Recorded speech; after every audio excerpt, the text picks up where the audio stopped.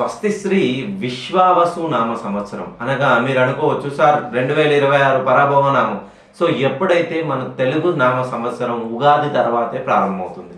ఈ విశ్వావసు నామ సంవత్సరంలో జనవరి 10 2026 అనగా ఇవాళ జనవరి 10వ తేదీన శని త్రయోదశి. శని ప్రభావం ఎలా ఉంటుందంటే ప్రతి 2.5 సంవత్సరాలకి మొదలుగా 3 దశల్లో ఉంటుంది. మొదలుగా తలపైన శని, మధ్యమ శని, చివరి దశలో శని అంటారు. తలపైన శని అనంటే మనము ఎంత డబ్బు సంపాదించినా డబ్బు అనేది మిగిలిన మన చేతిలో ఒక మంచు ముక్క పెడితే ఎంతసేపు ఉంటుంది.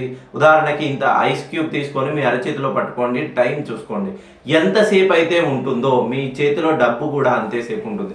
మెయిన్గా శని దశలు నడుస్తున్నటువంటి ఈ 6 రాశుల వాళ్ళు, అష్టమ శని నడుస్తున్న సింహరాశి వాళ్ళకి ఎలా ఉంటుందంటే ప్రతి విషయంలోనూ పెండింగ్. ఇవాళ చేసే పని రేపు చేద్దాం, రేపు చేసేది ఎల్లుండి చేద్దాం. మీకు రావాల్సిన అమౌంట్స్ కానీ మీరు ఏదైనా పెట్టుబడులు పెట్టినా కూడా ఇవాళ పని అయిపోతుంది, మనకు రావాల్సిన అమౌంట్స్ చేతికి వస్తాయి అనుకుంటారు. అనూహ్యంగా పనులు పెండింగ్ అయిపోతాయి. ఇవాళ క్రయ విక్రయాలు జరపాలి, పలానా పార్టీ వాళ్ళు మన దగ్గరికి వస్తా అన్నారు, మనం పని చేసుకుంటాం అనుకుంటారు, ఆ పని కూడా పెండింగ్లోనే ఉంటుంది.